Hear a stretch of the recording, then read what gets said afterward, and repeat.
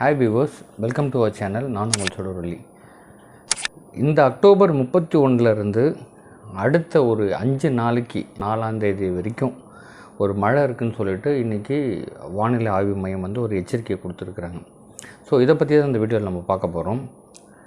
அதாவது இந்த வருஷம் மழை வந்துட்டு சரிவர இல்லை அப்படின்னு நம்ம எல்லாமே எதிர்பார்த்துட்டு இருந்தபோது இப்போது வானிலை ஆய்வு மையம் வந்துட்டு ஒரு அறிக்கையை கொடுத்துருக்காங்க. அதாவது வரும் அக்டோபர் 31 5ஆம் தேதி வரைக்கும் ஒரு பயங்கரமான மழை இருக்கும் அப்படின்னு. இந்த 5 days வந்துட்டு கிட்டத்தட்ட 2015 வந்த அளவுக்கு மழை வந்துட்டு இருக்கும் அப்படின்னு சொல்லியிருக்காங்க. இதை நம்ம எப்படி எதிர்கொள்ள போகிறோம், இதை பற்றி தானே ஒரு புரிதல் நம்மளுக்கு எந்த அளவுக்கு இருக்குது அப்படின்றத பற்றி தான் நான் புரிய வைக்கலான்னு நினைக்கிறேன். அதாவது இது பயமுறுத்துறதுக்காக கிடையாது.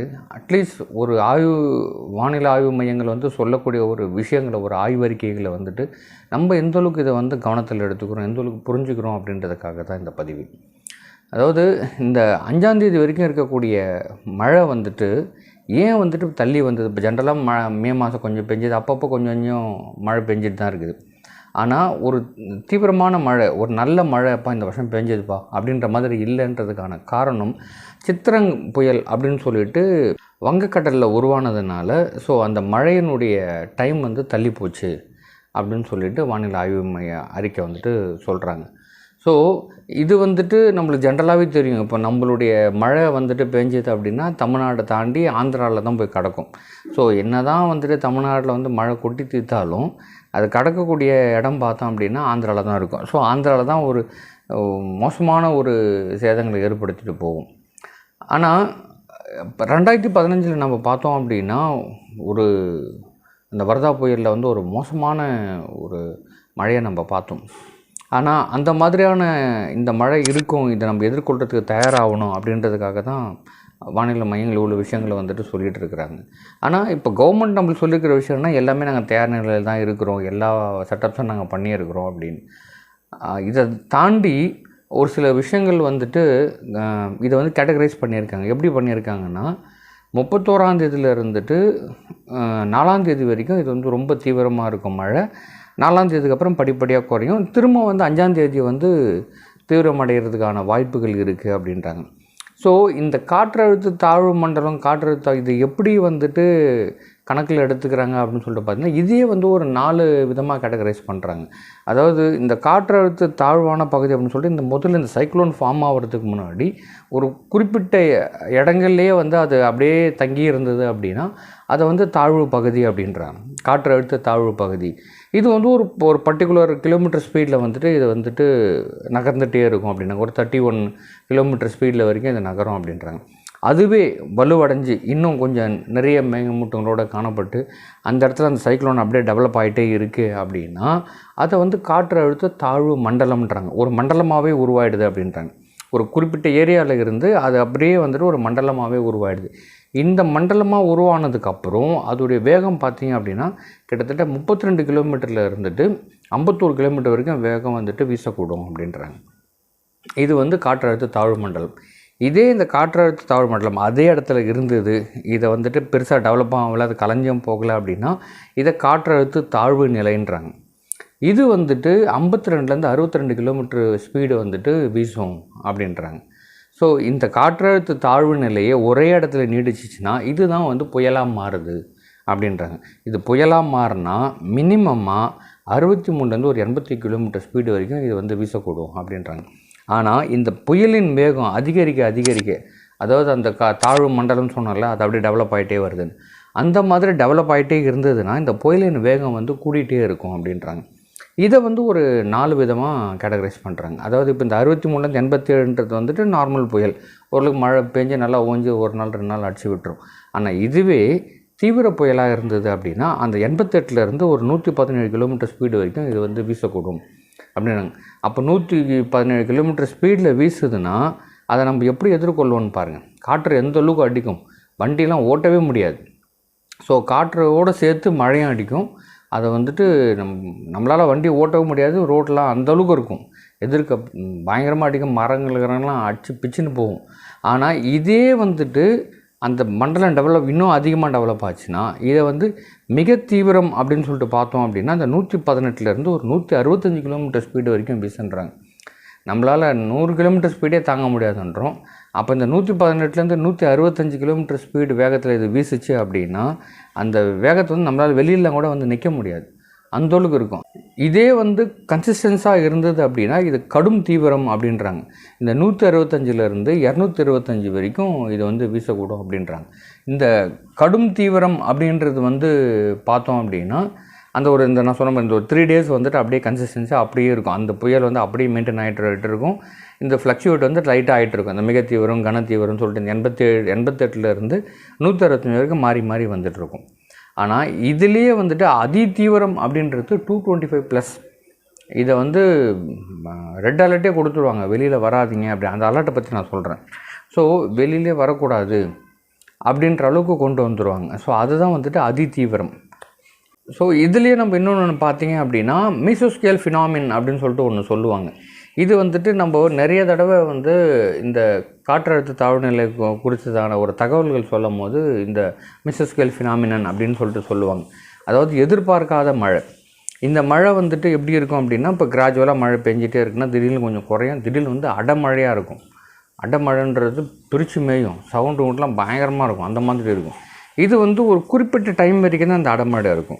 இது என்னாகும், திரும்ப அப்படியே கொஞ்சம் கொஞ்சமாக குறைஞ்சி திடீர்னு வந்துட்டு ஒரு அதிக மழையாக காணப்படும் அது ஒரு குறிப்பிட்ட டைமுக்கு. இது வந்து மாறி மாறி வந்துட்டுருக்கும். இதை தான் வந்து மீசோஸ்கேல் ஃபினாமினன். அது வந்துட்டு இந்த இப்போ வரக்கூடிய இந்த புயலுக்கு வந்துட்டு வரதுக்கான பாசிபிலிட்டிஸ் ரொம்ப இருக்குது அப்படின்றாங்க. ஸோ அப்படின்னும் போது இதை நம்பி நம்ம எங்கேயுமே வெளில போக முடியாது. இப்போ மழை கொஞ்சம் விட்ட மாதிரி இருக்கும், திடீர்னு போனோமா வெளில போனால் திரும்ப மழை பிடிச்சிக்கும். இந்த மழையை வந்து பெய்யக்கூடிய விஷயங்களை வந்துட்டு நம்ம சென்டிமீட்டரை வச்சு தான் வந்துட்டு கணக்கிட்டுறோம். இப்போ உதாரணத்துக்கு சொல்லணும் அப்படின்னா நம்ம இந்த ஏரியாவில் மழை பெஞ்சிட்ருக்கோம், பக்கத்து ஏரியாவில் வந்து மழையே இருக்காது. இப்போ சொல்லுவாங்க நுங்கம்பாக்கத்தில் இவ்வளோ பெஞ்சது, வேலூரில் இவ்வளோ பெஞ்சது, சென்னையில் இவ்வளோ பெஞ்சதுன்னு சொல்லிட்டு. ஆனால் ரெண்டுத்துக்குமே நிறைய டிஃப்ரென்ஸ் இருக்கும். காரணம் என்ன அப்படின்னா இதே நம்ம கிண்டி, வேளச்சேரி, மவுண்ட் ரோடுன்னு பார்த்திங்கன்னா மாறி மாறி இருக்கும் நுங்கம்பாக்கத்துக்கு எல்லாத்துக்குமே. காரணம் என்னென்னா இதை இப்போ நான் சொன்னது இந்த மீசோஸ்கேல் ஃபினாமினன் அப்படின்றது தான் வந்துட்டு ஒரு சில இடங்களில் மட்டும் பர்டிகுலர் ஏரியாவில் மட்டும் அதிக மழை இருக்கும், ஒரு சில இடங்களில் வந்துட்டு அதி தீவிரமாக இருக்கும். இது வந்து மாறி மாறி இருக்கும், கிராஜுவலாகவே மழை இருக்காது. ஸோ இதை வந்துட்டு இந்த சென்டிமீட்டரை வச்சு தான் வந்துட்டு இதை வந்து கால்குலேட் பண்ணுறாங்க. இதுலேயே வந்துட்டு எல் நினோ அப்படின்னு சொல்லிட்டு ஒன்று சொல்லுவாங்க. இது வந்து வரவே கூடாது அப்படின்னு தான் இந்த மழையில் எல்லாருமே நம்ம எதிர்பார்த்துட்ருக்குறோம். இதை தான் வந்துட்டு 2015 வந்துட்டு நடந்த ஒரு விஷயம். இதை வந்துட்டு எப்படி சொல்லலாம்னா இந்த பருவநிலை மாற்றங்கள்னால வந்துட்டு இது வந்து வரும். அதாவது பருவநிலை மாற்றம் அப்படின்றது வந்துட்டு அந்த குறிப்பிட்ட டைம் இந்த அக்டோபர், நவம்பர், டிசம்பரில் பெய்யக்கூடிய மழை வந்துட்டு பெய்யாமல் மாற்றம் அடைஞ்சு பெஞ்சுது அப்படின்னா வரும். ஏன்னா நம்ம அக்டோபரில் வந்து இந்த மழை சரிவர இல்லாதனால இப்போ வரக்கூடிய மழை வந்து அந்த தீவிரங்கள் இருக்கிறதுனால இந்த பருவநிலை மாற்றம் காரணமாக இது வந்து அதி தீவிரமாக இருக்கும் அப்படின்னு எதிர்பார்க்குறோம். ஸோ இது அதோடைய காரணம். ஆனால் இப்போது மழைக்கு வந்துட்டு ஜென்ரலாக சொல்லுவாங்க ரெட் அலர்ட் கொடுத்துருக்குறோம், ஆரஞ்சு அலர்ட் கொடுத்துருக்கோம் அப்படின்னு. சரி, இதுக்கான கேட்டகரிஸ் நம்ம பார்த்தோம் அப்படின்னா இப்போ இனிஷியல் ஸ்டேஜ்ன்றது வந்துட்டு க்ரீன் அலர்ட் தான். க்ரீன் அலர்ட் வந்து மழை வரதுக்கான காரணங்கள் இருக்குது, யாரும் பயப்பட தேவையில்லைன்றதுக்கு பேர் தான் க்ரீன் அலர்ட். ஸோ இது வந்து இனிஷியல் ஸ்டேஜ், மழை வர்றதுக்கு முன்னாடி. இதே வந்துட்டு மழை வந்ததுக்கப்புறம் வானிலை மட்டுமே மோசமான நிலையில் இருக்குது, ஆனால் மழை வந்து அங்கங்கே விட்டு பெய்யும், மழை விட்டுறதுக்கான வாய்ப்புகள் இருக்குது அப்படின்றது தான் வந்துட்டு எல்லோ அலர்ட் அப்படின்றது. இதே கொஞ்சம் மழை வந்து தீவிரமாச்சு அப்படின்னா அதை வந்துட்டு ஆரஞ்சு அலர்ட் அப்படின்வாங்க. இது என்னன்னா ஓரளவுக்கு சேதங்களை ஏற்படுத்தும். ஒரு என்ன சொல்கிறது, ஒரு இடங்களில் வந்துட்டு பொருட்சேதமோ இல்லை அந்த இடங்களே வந்துட்டு மூழ்கி அந்த இடத்துக்கான ஒரு வியாபாரத்தை சீர்குலைக்கிறதோ இந்த மாதிரியான விஷயங்கள், அதாவது அந்தந்த ஏரியாவில் வந்து பர்டிகுலர் இடங்களில் வந்துட்டு எல்லாம் அடித்து தூக்கின்னு போகும், வீடு வீடெல்லாம் காற்றுல பறக்கும், இந்த மாதிரியான சேதங்களை ஏற்படுத்துறது தான் வந்துட்டு ஆரஞ்சு அலர்ட். ஆனால் இந்த ஆரஞ்சு அலர்ட்டில் கூட ஓரளவுக்கு மீனவர்கள் வந்து கடலுக்கு சென்று மீன்லாம் பிடிக்க போயிடுவாங்க. ஆனால் ரெட் அலர்ட் கொடுத்துட்டாங்கன்னா இதை வந்து யாருமே செய்யவே முடியாது. அந்த ரெட் அலர்ட்ன்றது வந்து பார்த்திங்கன்னா மிக மோசமான ஒரு சேதங்களை வந்து ஏற்படுத்தக்கூடியது தான் அந்த ரெட் அலர்ட். அந்த ரெட் அலர்ட் வந்து எப்படி ஏற்படுத்தணும்னா ஒரு உயிர் சேதங்களே ஏற்படுத்தும். எதிர்பார்க்குற இடங்களில் திடீர்னு வெள்ளப்பெருக்கு அதிகமாக இருக்கும், காற்றினுடைய காரணமாக வந்து ஒரு மின்சார வெளிகளை அறந்து விடுறது, இந்த மாதிரியான நிறைய விஷயங்கள் வந்துட்டு நடக்கிறது தான் வந்துட்டு ரெட் அலர்ட்னுவாங்க. ஸோ இந்த ரெட் அலர்ட் கொடுத்துட்டாலுமே கூடுமான அளவுக்கு நம்ம வெளியே வரக்கூடாது. பட் அத்தியாவசிய தேவைகளுக்காக நம்ம வெளியில் வந்து தான் ஆகணும், வேறு வழி கிடையாது. ஆனால் கூடுமான அளவுக்கு நம்ம வெளியே வராமல் இருக்கிறது நல்லது இந்த ரெட் அலர்ட்டில். ஆனால் இதுக்கு எல்லாத்துக்குமே வந்துட்டு என்ன தான் மழை இப்படி பெஞ்சாலும் இந்த 2 நாள் 5 நாள் மழைன்றாங்க. பட் இதெல்லாம் கூட ஓரளவுக்கு நம்ம சுதாரிச்சும் நம்ம பார்த்துக்கலாம் அப்படின்னா கூட, பட் இன்னி வரைக்கும் வந்து ஸ்கூலில் வந்துட்டு இப்படி லீவு அப்படின்றது வந்து இது வரைக்கும் இன்னும் அனௌன்ஸ் பண்ணலை. பட் மழை ஸ்டார்ட் ஆனதுக்கப்புறம் மேபி சொல்லலாம். ஆனால் ஏன் வந்து பர்டிகுலராக வந்து சென்னையே எப்போ பார்த்தாலும் வந்துட்டு மழையில் வந்து தத்தளிக்குது? ஏன்னா இந்த 2015 வரதா புயல் வந்து மக்கள் எல்லாருமே சொன்னக்கூடிய ஒரு விஷயம் என்னென்னா, சென்னை ரொம்ப சேஃபஸ்ட்டு பிளேஸு, சென்னை வாழ தகுதியான இடம், சென்னை வந்து ஒரு பிஸ்னஸ் ஹப்பு, ஒரு கமர்ஷியல் ஹப்பு, பிஸ்னஸுக்கு ஏற்ற இடம், இப்படியெல்லாம் நம்ம நினச்சிட்டு இருந்தோம். ஆனால் இந்த வரதா புயல் வந்து எல்லாத்தையும் புரட்டி போட்டு ஃபஸ்ட்டு ஃப்ளோர் செகண்ட் ஃப்ளோர் வரைக்கும் தண்ணி போகிற அளவுக்கு வந்ததுனால எல்லாம் பயந்து நிறைய பேர் ஊருக்கே ஓடி போயிட்டாங்க. சென்னை வாசிகள் மட்டும் தான் இங்கே இருந்தோன்னு வைங்க. ஸோ அப்படி இருக்கும்போது ஏன் வந்து சென்னையில் இந்த மாதிரியான இடங்கள் வர்றதுக்கான காரணங்கள் ஒரு சில விஷயங்கள் நம்ம பார்த்தோம் அப்படின்னா, இந்த இடத்துல வந்துட்டு இந்த பில்டிங்ஸ் வந்துட்டு நிறைய இருக்குது.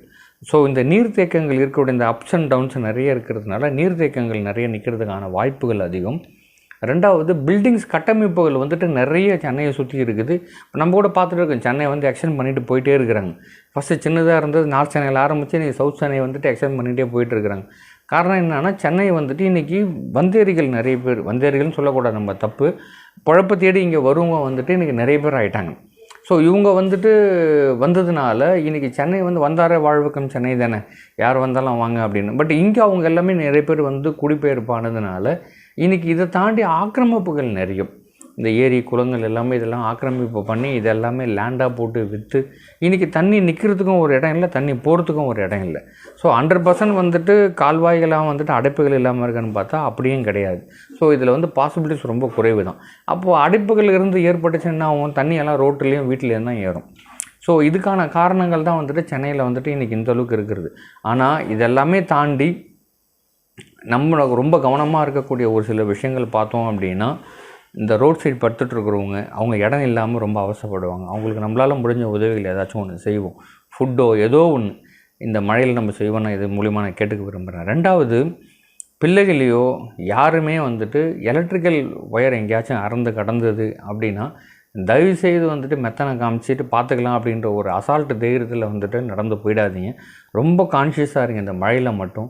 அதை தாண்டி அங்கங்கே வந்துட்டு நிறைய இடங்களில் வந்துட்டு இந்த கால்வாய்களுடைய இதெல்லாம் வந்து ஓப்பன் பண்ணி வச்சுருப்பாங்க.